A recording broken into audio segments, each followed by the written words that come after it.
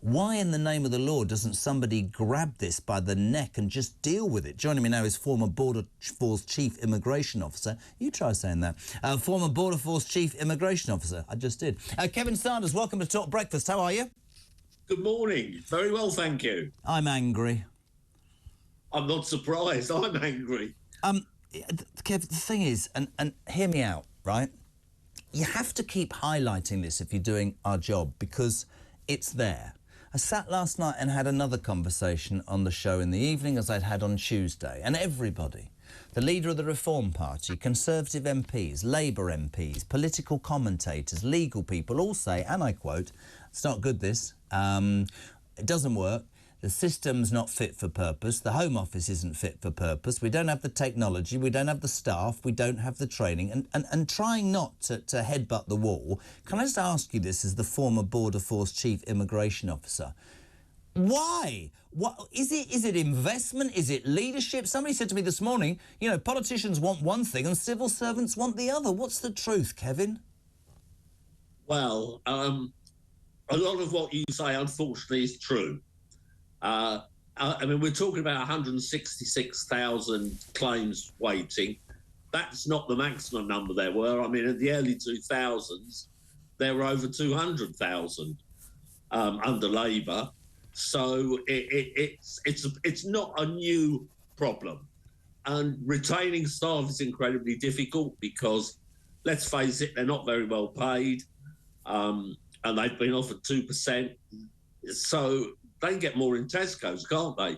So why should they put up with all the aggro that is thrown at them by the left-wing loony lawyers who are constantly on the phone, constantly harassing the staff to get their particular people dealt with, when they can go and shelf stack for more money? Can I ask you another? I've got so much I want to ask you. You touched upon a really good point there. Loony left-wing lawyers.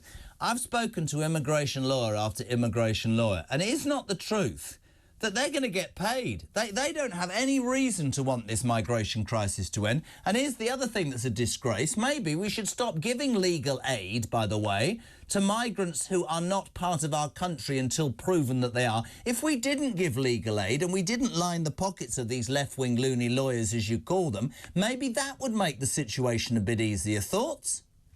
Yeah, yes. Well, again, bang on. You're right. You're completely right. They don't want this to end.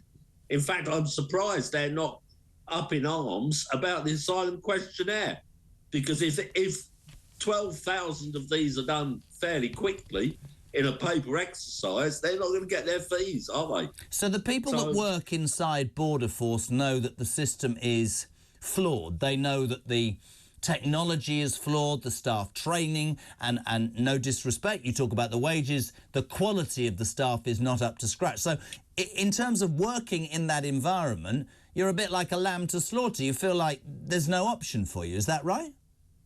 No, that's not quite right, because you've got to look at Border Force in 2 or 3 different categories.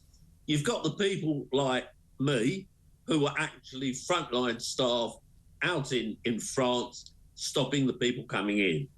You've got the enforcement. That didn't work people. then. No disrespect to you, that didn't work. Jeremy, it worked extremely well.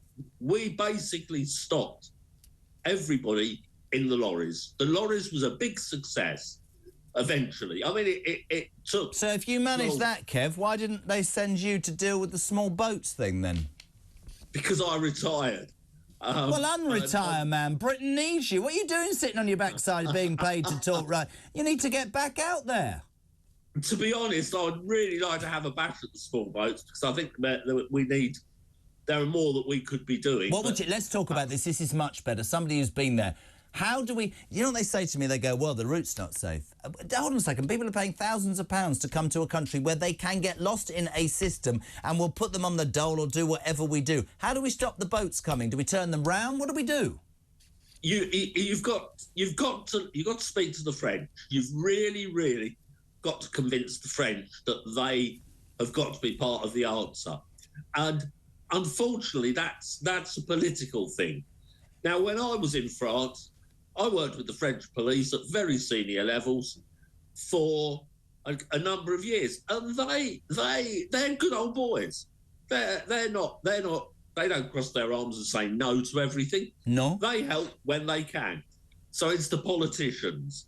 And the politicians have got to sit down and work something out. Now, we know that Macron wasn't a big fan of Boris. And Macron always wanted something off Boris. So when Boris was difficult over fishing and the Northern Ireland Protocol and various other things, Macron stuck his hands in his pockets and walked away from it. What you'll see now is, because we've done a deal with the French over these mini nuclear generators, the French are being a little bit more helpful. They've put more people on the beaches. They've upped their game with the investigations. They're working with the NCA more. So, you know, it's a small success. But until we actually get the French sticking their boats on the channel, we're not going to stop the asylum seekers coming. You know, it's interesting. I'm just passing something to it. There it is. There, he's ringing. Can I just say this to you though, right? So you talk about convincing the French, and I had this theory that people laughed at. You say it was about Boris, right? Is this not Europe, right, getting back at us because we left the EU? Is this not about Brexit? The thing I don't understand is we've got to convince the French. Why is it always Great Britain, Kev? Why is it always the people end up in Great Britain? Why is it that we have to listen to rubbish about, oh, well, you know what it is? It's unfortunately war-torn France. France isn't war-torn. They put them in tents. Everybody knows the reason they come to Great Britain, illegal immigrants or those migrants that are waiting, is because they get a hotel and they get everything laid out because we're a bloody soft touch. That's the truth, isn't it? Yes, that's completely the truth. The Europeans... Europe is quite happy to, with asylum seekers, to say, you want to go to Great Britain, there you go, it's over there, it's that way, so off you go. I was listening to another, I don't know if I'm allowed to say who it is. No. I was listening, okay, I won't. I was listening to one of your competitors. Were you? Well, you're not getting paid for this then. Who was blaming everything on Brexit. He was saying that we've got all these asylum seekers because of Brexit, because of Dublin 3, because we're no longer in the EU, which is absolute nonsense. And this is a great example of how Europe won't play the game. When we were in the EU, we could never remove anybody under Dublin 3 anyway, because the Europeans wouldn't take them. And the lesson from that is don't ever listen to that other station again because it's complete rubbish. Well, he won't take my phone calls, so there you go. In terms of on a serious note, do you understand British people's frustration, Kev, with what's happening in their own lives? And I know, you know, we can be accused of dealing in sound bites in the media, but when you read that 7 million quid a day is being spent and all millions of pounds on legal aid to, as you said, these left-wing loony lawyers whose very income is boosted by having as many people on boats stuck in hotels and wondering about cases. Do you think anybody will take it by the scruff of the neck? I really don't know. I don't know. I do understand how the locals feel because I live in Lincolnshire and we're looking forward to a riot tomorrow in Skegness because of the the immigrants in 5 hotels there. So Skegness is virtually boarded up now because we're going to see a riot when people protest about what's going on there. And that's interesting as well. Somebody said earlier, Kev, that you know all the do-gooders live in Surrey and Hampshire. They don't actually live in the poorer areas of northern and northern Britain. That's an absolute fact. Wouldn't it be interesting if you put all these migrants in hotels in Oxford? Do you know what I mean? Or Mayfair or Beaconsfield or something like that. I'm being completely honest, but I just think that the governments and politicians in general are missing the importance that this is to so many millions of people in this country. And I think somebody said to me something else just very briefly before we finish. You know, what made Great Britain great was that, you know, we did our bit. I think we've done our bit and we should start looking after our own a bit, don't you? We should, and you're right about getting doctor's appointments and dental appointments. People ask people in Kent. That's what you need to do. Ask people in Kent who can't get doctor's appointments, who can't get dental appointments, and migrants, illegal migrants, and they are illegal.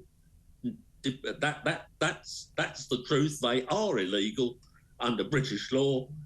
Those arriving will get a medical and dental care straight away. And to make things even worse, when I last checked, there were no Year 7 vacancies for British kids or UK kids